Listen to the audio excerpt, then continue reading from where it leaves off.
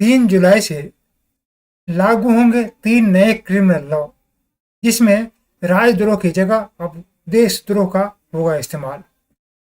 संसद के तीनों विधेयकों पर चर्चा करते हुए गृह मंत्री अमित शाह ने सवालों के जवाब दिए थे। उन्होंने कहा था कि इन विधेयकों का जोर पूर्ववर्ती कानूनों की तरह दंड देने का नहीं, बल्कि न्याय मुहैया कराने पर है। देश के 3 नए आपराधिक कानून, भारतीय दंड संहिता, भारतीय नागरिक सुरक्षा संहिता और भारतीय साक्ष्य अधिनियम 1 जुलाई से लागू होने के लिए पूरी तरह से तैयार है। इन्हें भारत की आपराधिक न्याय प्रणाली को पूरी तरह से बदलने वाला बताया जा रहा है। इन तीनों कानूनों को पिछले साल 21 दिसंबर को संसद की मंजूरी मिली और राष्ट्रपति द्रौपदी मुर्मू ने 25 दिसंबर को इन तीनों कानूनों पर अपनी मुहर लगा दी। केंद्रीय गृह मंत्रालय की ओर से जारी 3 अधिसूचनाओं के अनुसार नए कानून के प्रावधान 1 जुलाई से लागू हो जाएंगे।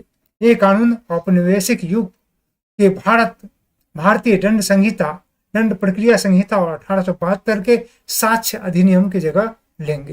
तीनों कानूनों का उद्देश्य विभिन्न अपराधों को परिभाषित करके उनके लिए सजा तय करके देश में आपराधिक न्याय प्रणाली को पूरी तरह से बदलना है। संसद के तीनों विधेयकों पर चर्चा करते हुए केंद्रीय गृह मंत्री अमित शाह ने सवालों के जवाब देते हुए कहा था कि इन तीनों विधेयकों का जोर पूर्ववर्ती कानूनों की तरह दंड देने पर नहीं, बल्कि न्याय मुहैया कराने पर है। उन्होंने कहा कि इन कानूनों का उद्देश्य विभिन्न अपराधों तथा उनकी सजा को परिभाषित करके देश में आपराधिक न्याय प्रणाली में आमूलचूल बदलाव लाना है। इनमें आतंकवाद की स्पष्ट परिभाषा दी गई है, राजद्रोह को अपराध के रूप में खत्म कर दिया गया है और राज्य के खिलाफ अपराध शीर्षक से एक नए खंड जोड़ा गया है। देशद्रोह कानून को लेकर के क्या कहा गया था, यह भी आपको अवश्य बड़े ध्यान से सुनना चाहिए। ये विधेयक सबसे पहले अगस्त में संसद के मानसूत्र सत्र में पेश किए गए थे। गृह मंत्री और गृह मामले पर अस्थायी समिति की ओर से कई सिफारिशें किए जाने के बाद सरकार ने विधेयकों को वापस लेने का फैसला लिया था। इसके बाद उन्हें नए रूप में पेश किया गया। शाह ने कहा कि तीनों विधेयकों को व्यापक विचार विमर्श के बाद तैयार किया गया है। उन्होंने सदन में पेश किए जाने से पहले मसौदा विधेयकों के प्रत्येक अल्प विराम और पूर्ण विराम पर पूरी तरह से गौर किया है।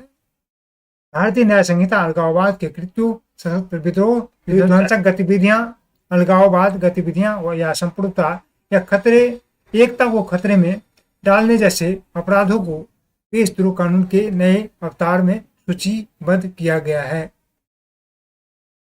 अखंडता को खतरे में डालने पर अब उम्र कैद या 7 साल तक की सजा हो सकती है।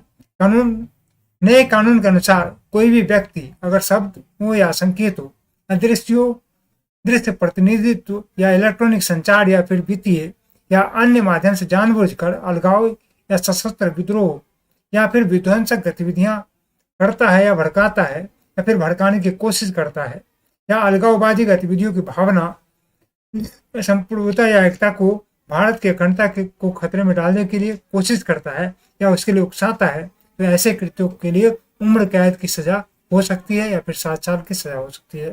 साथ ही उस पर जुर्माना भी लगाया जा सकता है। देशद्रोह से जुड़ी भारतीय दंड संहिता की धारा 124A के अनुसार अपराध में शामिल व्यक्ति को उम्र कैद की सजा या 3 साल की जेल की सजा या फिर दोनों का प्रावधान हो सकता है। नए कानून के अनुसार राजद्रोह के आसान